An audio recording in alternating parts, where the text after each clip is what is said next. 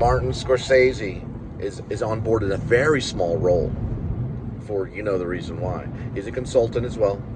Now listen, he's a great consultant. All the daily footage, all of it will be dumped publicly. It has to be. It'll go, this is an important film.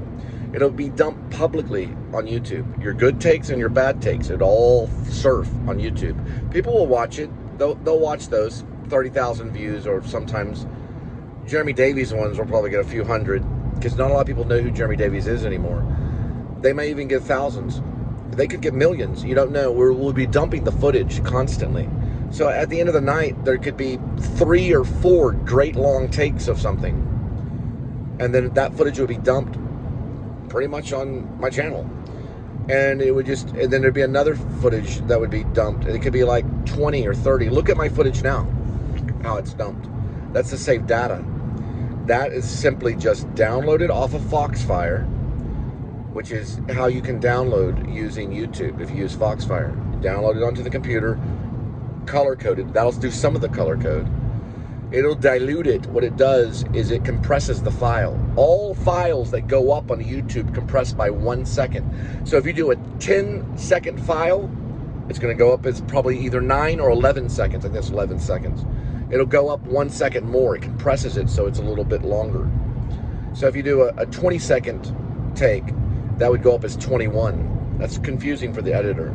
They did the same thing whenever they worked with film in 35 millimeter. It would come out a little bit different on the length when certain editors would measure stuff. They'd measure it and number it. That's why those are always numbered. When you look at the old footage that was developed, how do I know this? Because it's not hard to figure out, because digital and film are almost the same. Now, it all goes up and develops. Listen, you can develop something and export it through iMovie, and it can be corrupt. It doesn't necessarily say corrupted is a bad word for it, but when you're developing it, it can come out undeveloped, not right, and you have to redevelop it. It won't catch always. Just like footage.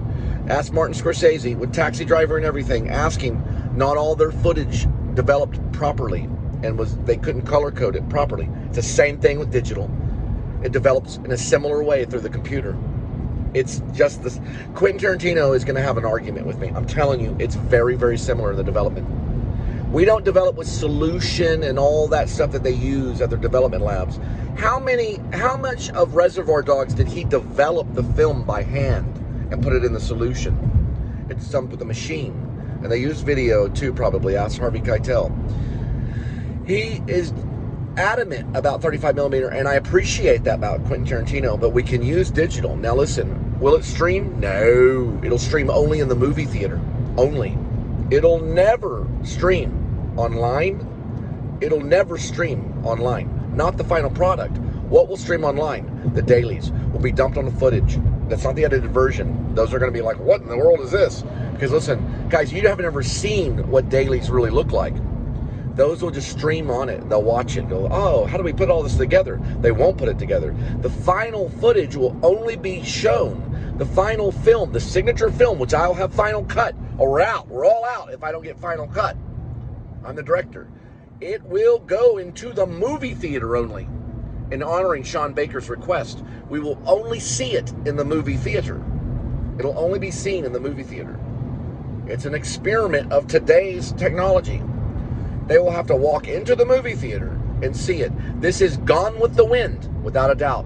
And I'm probably the great-grandson of Margaret Mitchell. And I actually am. Look at my ancestry. Look at the archive. Nanny Wawa, which was my grandma, was named Margaret Mitchell. And she has a $1 billion dynasty.